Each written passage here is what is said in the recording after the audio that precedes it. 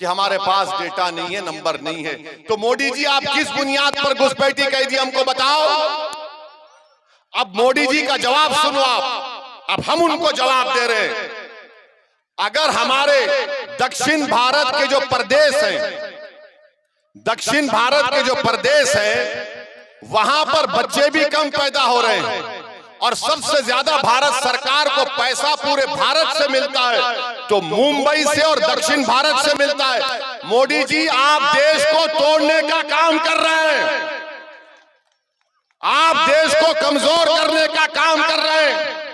अगर दक्षिण भारत के लोग बोलना शुरू कर दे कि हमारे पास पार्लियामेंट की सीट कम है, हम बच्चे भी कम पैदा कर रहे हैं, पैसे भी ज्यादा दे रहे हैं, तो तुम क्या जवाब दोगे भारत के प्रधानमंत्री? बताओ हमको, बताओ क्या जवाब दोगे आप? मेरे अजीज दोस्तों और बुजुर्गों, ये नरेंद्र मोदी भारत को कमजोर करने का काम कर रहे हैं। और अगर और भी आपको डेटा चाहिए, अच्छा ये बोलते, हाँ एक और बात जो हम आपको बता रहे हैं, मुसलमानों का गरीबी में कितना हमारा तनासुब है, कितने गरीब है मुसलमान, इसके बारे में आपको हम आज बता के जाएंगे। जो मुसलमान गांव में रहता है, जो मुसलमान, मोदी जी सुनो, अगर कान में सुनने की ताकत है तो सुनो। देश इंसान जब मरता है तो उसकी जिस्मानी मौत होती है, रूह निकल जाती है जिस्म से, ये हमको बताए ना हमारे उलमाए कराम। तो मेरा मानना यह है कि जिस शख्स ने इस सरजमीन पर बसने वालों की जिंदगी, उनके इंसाफ के लिए बहुत मेहनतें की, वो लोग कभी नहीं मरते, वो जिंदा रहते हैं। और मेरा मानना यह है कि तस्लीमुद्दीन साहब की उस मेहनत और कुर्बानियों को अगर कोई आगे लेकर जा सकता है तो उसका नाम अख्तरुल ईमान है। और तस्लीम, जहां पर तस्लीम साहब का जिक्र आया, हम आपको बताना चाहेंगे कि अरारिया विधानसभा से, अरारिया पार्लियामेंट की कॉन्स्टिट्यूएंसी से, वहां से उनका बेटा इलेक्शन लड़ रहा है। पिछले विधानसभा के चुनाव में कोई उनको टिकट नहीं दे रहा था, वो डायरेक्ट मुझे फोन किए, मुझसे बात किए। मैंने माजिद हुसैन से कहा कि जाकर मिलो उनसे, ये एक बहुत बड़े अजीम लीडर का बेटा है। अगर वो बेबसी के आलम में हमको फोन करके कह रहा है कि कोई टिकट नहीं दे रहा है, मैंने माजिद हुसैन से कहा था कि माजिद तुम जाकर सब उनसे कहना कि आप कहां से लड़ना चाह रहे, आप तस्लीम साहब के बेटे हैं। हमने उनको टिकट दिया, वो कामयाब हुए। ये और बात है कि वो हमको छोड़कर किसी और जगह पर चले गए, मगर तस्लीम साहब हमारे लिए बहुत अजीज हैं और रहेंगे। उन्हीं के घर से बहुत से लोग मुझसे कांटेक्ट किए और कहे कि आप अरारिया पार्लियामेंट से इस कैंडिडेट को खड़ा कर दीजिए, उस कैंडिडेट को खड़ा कर दीजिए। हमने कहा हमारा ज़र्फ ये है कि जो हमको छोड़कर चला गया, हमने उनके बुरे वक्त में उनका साथ दिया था, उनका नहीं दिया था, हमने तस्लीम साहब की कुर्बानियों को देकर उनका साथ दिया था। अब भी हम आपको बता रहे हैं कि हमने अरारिया से अपना कैंडिडेट नहीं खड़ा किया। क्यों नहीं खड़ा किया? सिर्फ तस्लीम साहब की मोहब्बत में हमने अपना कैंडिडेट नहीं खड़ा किया। मैं जानता हूं, जब मैं जोकी को गया था, हमारे उस कैंडिडेट की इंतखाबी मुहिम के लिए हम हेलीकॉप्टर से उतरे थे। जोकी की आवाम ने इतनी मोहब्बत हमसे निछावर की, हमसे मोहब्बत के मजाहरे किए कि जब हमारा हेलीकॉप्टर उड़ने नहीं दिया, उन्होंने कहा कि नहीं ओवैसी तुम भाषण दिए, रुको यहाँ पर, हम तुमसे हाथ मिलाना चाह रहे हैं। हम गाड़ी में निकल कर गए। तो मैं जोकी की आवाम का भी को सलाम करता हूँ और उनसे कह रहा हूँ कि हम आपकी मोहब्बत के मखरूस हैं और रहेंगे इंशाअल्लाह ताला। मैं आपसे अपील भी कर रहा हूँ कि तस्लीम साहब की कुर्बानियों को अगर कोई लेकर आगे जा सकता है तो अख्तरुल ईमान है। इसीलिए हमने अरारिया में हमने दो खानदान में दीवार उठाने का काम नहीं किया।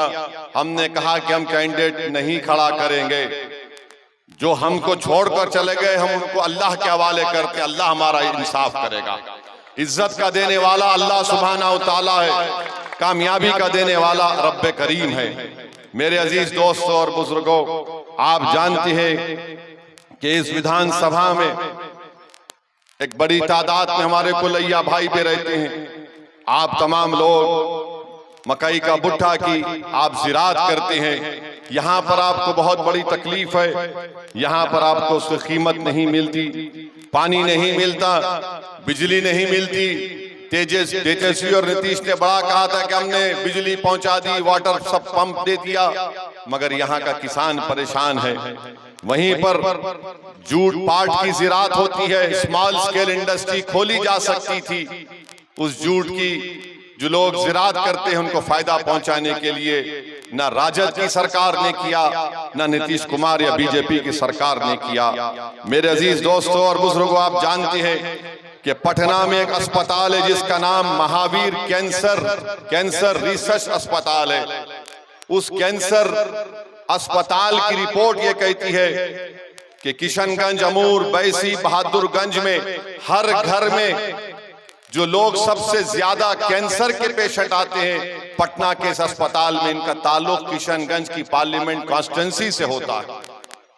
क्यों होता है? क्योंकि आप जो पानी पीते हैं उसमें कैंसर उससे पैदा होता है।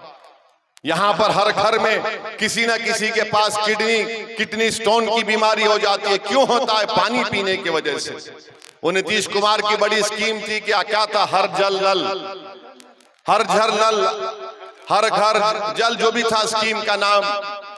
पानी की टांकी में पानी की जगह मरे हुए चिड़िया निकलती है, उसमें उसकी सफाई नहीं होती। ये आपको दिया जा रहा है, कोई पूछने वाला नहीं है। इसीलिए हम आपसे अपील कर रहे हैं कि यहाँ की इस विधानसभा में बसने वाले लोग इंसान हैं और उनकी बीमारी को दूर करना, उनको सेहत पहुंचाना, उनसे इंसाफ करना कौन करेगा? आपने जिसको अपना सांसद बनाकर दिल्ली को भिजाया, उन्होंने क्या किया मालूम आपको? दिल्ली में आपको पता है उन्होंने क्या किया? हमने पार्लियामेंट में भारत की संविधान के 371 के तहत हमने लड़ाई लड़ी, हमने बिल डाला कि यहां पर सीमांचल डेवलपमेंट काउंसिल बने। अगर वो बन जाता, और बनेगा इंशाअल्लाह ताला, हम अपनी लड़ाई को जारी रखे हैं। अगर वो बन जाएगा तो सीमांचल का जो पैसा होगा वो आप लोग तय करेंगे। सीमांचल की नौकरी सीमांचल के बसने वालों को मिलेगी।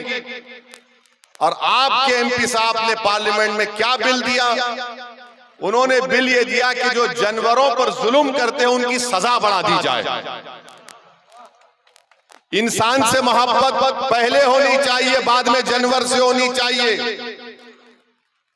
यानी बिल पेश किया, लोकसभा की वेबसाइट पर जाकर देखो, जावेद साहब ने एक प्राइवेट मेंबर्स बिल दिया कि जो जानवरों से अच्छा बर्ताव नहीं करते उन पर सजा बढ़ा दी जाए। जावेद साहब, ये जो हर घर में किडनी स्टोन हो रहा है, यहां पर जिनको कैंसर हो रहा है, उनका क्या होगा बताइए? बताओ नीतीश कुमार, बताओ तेजस्वी, बताओ मोदी, इनके बारे में कोई बात नहीं होगी। आप जानते हैं कि बैसी विधानसभा में एक भी डिग्री कॉलेज नहीं है। सैलाब आता है तो जमीन कट जाती है।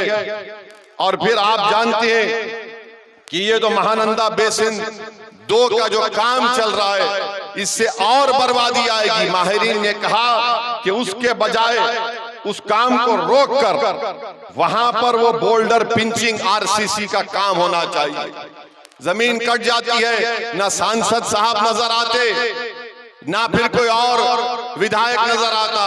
आपको एक ऐसा शख्स चाहिए जो आपकी तकलीफ को अपनी तकलीफ समझेगा। तो इसलिए 26 तारीख को हम आपसे अपील कर रहे हैं कि अख्तरुल ईमान साहब को आप अपना वोट दीजिए पतंग छाप पर। यहाँ पर अस्पताल है, उसमें डॉक्टरों की जरूरत है, डॉक्टर लाना चाहिए, नर्सेस होनी चाहिए। अच्छा, एक बात आप बताइए, ब्रिज बनाया गया, उसका ढलाई का काम शुरू हुआ चंदरगांव में और चौमेली गांव में, 2 दिन के अंदर ब्रिज बैठ गया। कौन जिम्मेदार है? ओवैसी जिम्मेदार है इसका। हम चुनाव लड़ते हैं तो उनको बहुत गाली दी जाती है, हमको उसकी कोई फिक्र नहीं है। मगर ये बताओ, ढलाई के 2 दिन के बाद ब्रिज बैठ जाता है, इसका कोई पूछने वाला नहीं है। इसीलिए मेरे अजीज दोस्तों और बुजुर्गों, हम आपसे अपील कर रहे हैं कि आप इस चुनाव में तारीख बनाना पड़ेगा। आपको एक एक वोट का इस्तेमाल आप किशनगंज की पार्लियामेंट के लिए नहीं बल्कि सीमांचल और किशनगंज की अजमत के लिए आपको अपने वोट का इस्तेमाल मजलिस इत्तेहादुल मुस्लिमीन के हक में करना पड़ेगा।